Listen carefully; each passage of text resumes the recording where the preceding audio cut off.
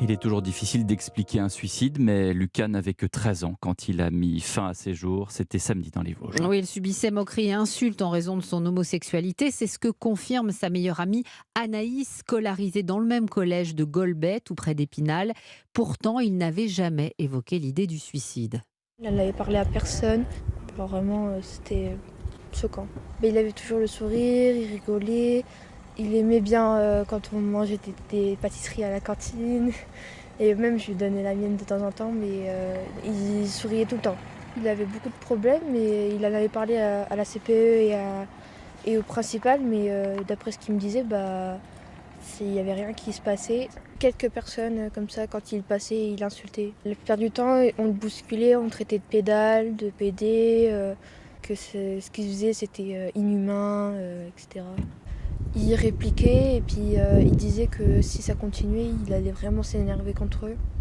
On n'en parlait pas beaucoup, mais ça s'était pas réglé parce qu'il y en avait encore qui se moquaient de lui tout le temps.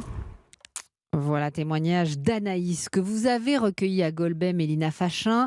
Cet après-midi, le procureur d'Épinal a donné de nouvelles précisions sur cette affaire.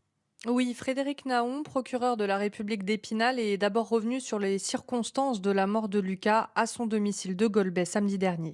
Les constatations réalisées et l'autopsie effectuée ont permis d'établir la thèse d'un suicide par pendaison.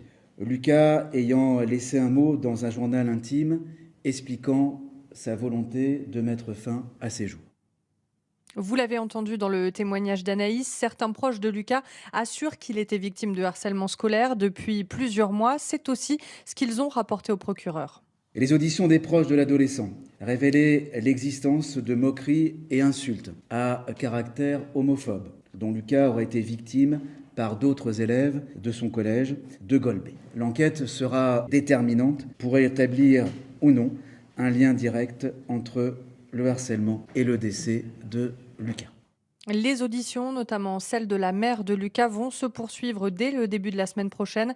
En attendant, l'heure est encore au choc, au deuil. Les obsèques du garçon de 13 ans auront lieu demain après-midi. Mélina Fachin à Épinal pour Europe 1.